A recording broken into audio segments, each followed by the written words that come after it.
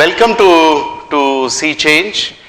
It's been getting more and more exciting year after year. I'm supposed to talk about innovation and innovation in the enterprise. Let's start with an interaction. Let's actually understand from you guys, what is it that you want to know about innovation in the enterprise? A changing environment of the mobility infrastructure and integrated threat of security.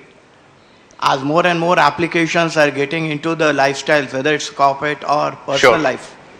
I am Satish Warrior.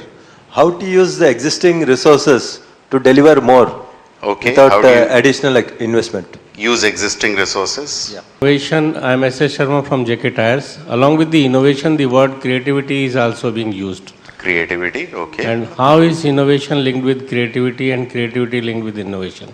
My question is related to what is the difference between innovation and invention? Why to innovate? Is it that greed which is driving or need which is driving innovation? In an organization, innovation might happen in pockets. How do you actually all bring it together, at the enterprise level? And so let me start with this last question which was there, and there were few things which are around this, that should it be should it be everybody should be innovative, should it only be pockets, should it be only CIO, which is the Chief Innovation Officer, the title which is now there in a number of different organizations. So should it only be that person who should be innovating?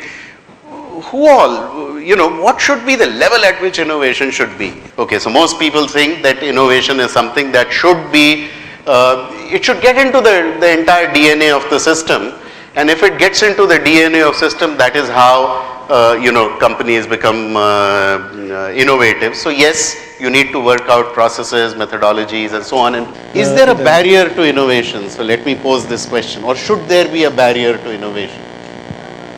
The innovation can be anything, to protect as well as to destroy. Yeah, but it's not just that we should create problems, but we should also solve problems. All right. So simultaneously, if we keep on doing both those things, We are always looking for something which is not known to me. absolutely. So if I have to use that or to know that which I have not known to me, I need some change. So since the change is required continuously, so you have to do some innovation.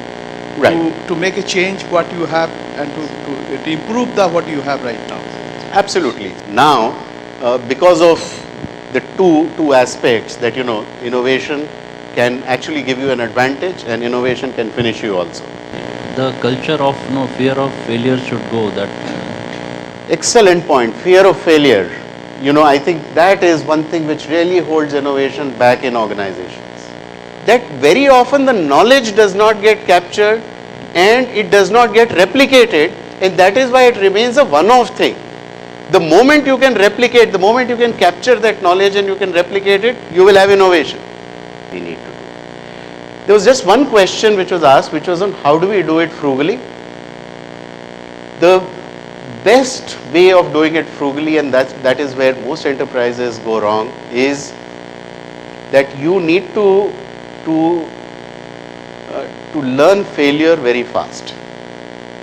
Okay, so if something is not working, allow it to fail very rapidly, and this is a mistake that most big enterprises make, that they actually stick on with something new which has come up for years together, and they don't actually say that, all right, fine, this has not worked, let's get out of it, let's think afresh, because everything that you think may not actually work out.